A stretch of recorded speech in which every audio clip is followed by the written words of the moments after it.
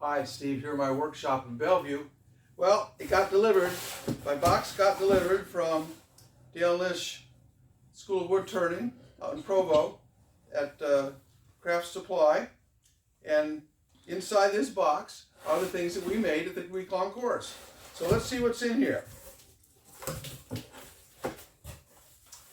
So let's see here. Oh, here we go. This is one of the first things we worked on. Here they used this to, we worked on learning how to do beads and coves. And this was the result of that particular exercise that we did. So that was doing on spindle turning, learning how to do beads and how to do coves. And so I'll put that right here. And if Dottie wants to get a close-up, she can do that.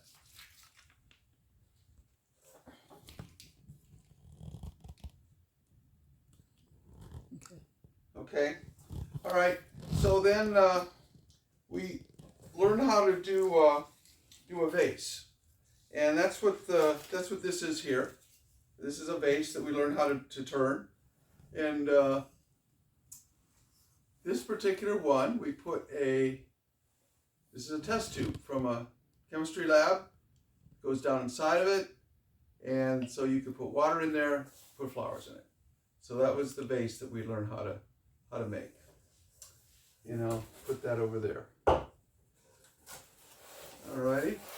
Why don't I just put this on the floor and then I'll just put them up one at a time. You can see all the items.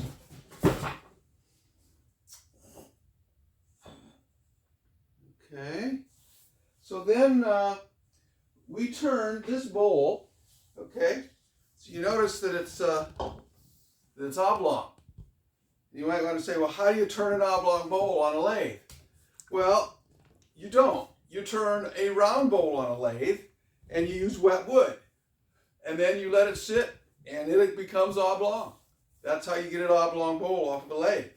So this was where we started doing bowls. The first thing to do practice on was wet wood, because wet wood is much safer. There's less chance of accidents happening with wet wood, and it's just really easy to work with. And I have to say, it was kind of an interesting experience. I'd never worked with wet wood before. So after practicing on wet wood, then we went to dry wood. And this was the result of turning on dry wood. And this here is maple. And I liked the technique we learned on here. We turned a 10 in here in the bottom, which then we put a chuck on here that grasp this to mount it on the lathe. If you've never used one of these, they're pretty nice. I have the Talon one that Shopsmith sells. The ones we used at the school I think they were one way, and the ones at the school were bigger than these also. So you notice, I think this 10 in here, I don't know if this particular Talon chuck will go big enough to go on this 10 or not. I'll see here not. So it won't. So I have to, we used a larger chuck at the school than what I have here at home. So I'll probably be getting another larger one for doing larger stuff. And so when that's mounted on here, then you can mount that on your lathe and to do your bowls. And I really enjoy doing that.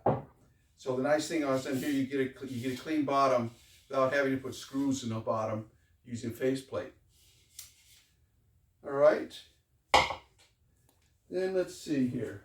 We learned how to make this egg. You'll see this egg, there's no marks anywhere mounting it. Okay, so you say, how the heck do you get that? Well, we do mount it initially, but then when you eventually reach the point where you've got to turn it without having any screws or any attachments to it, and that's what this is called a jam chuck. We made this jam chuck, which is made using this chuck here.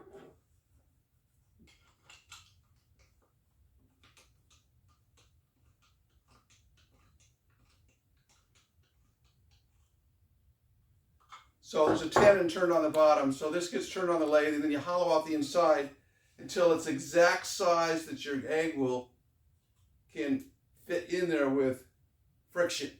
And that's how you finish off the egg.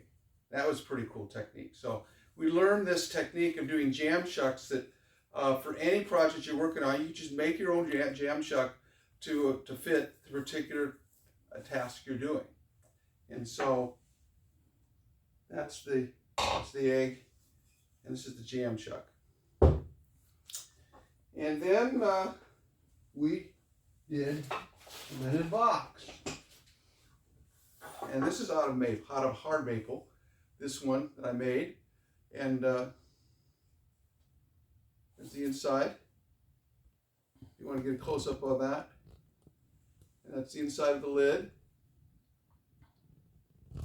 And again, we use the Talon chuck for a lot of the parts on this as well. Okay, so that I didn't get time to finish off the bottom. I still need to do that yet. So you'll notice one of the things we do at the school is when we do our bottoms, we actually finish them off and do a nice pattern in the bottoms when we do that at the school. So I still need to do that on this one, and I'll just mount this end here on the Talon chuck to finish off my end is what I'll do on that. And then the last thing we did, and that was real culmination, was this bowl or plate. Call it a plate. This is made out of poplar. It's one solid piece of poplar that it was turned out of, and it's 12 inches in diameter. And this particular one, we turned a dovetail for an inside. So here we had a large expanding chuck to hold this when we turned this one. And again, the nice thing of using these dovetail, either expanding or contracting chucks, is you don't have any holes at the bottom. You have to get rid of at the end. And they really hold really firmly, and they're really nice. So that's what we made in the school.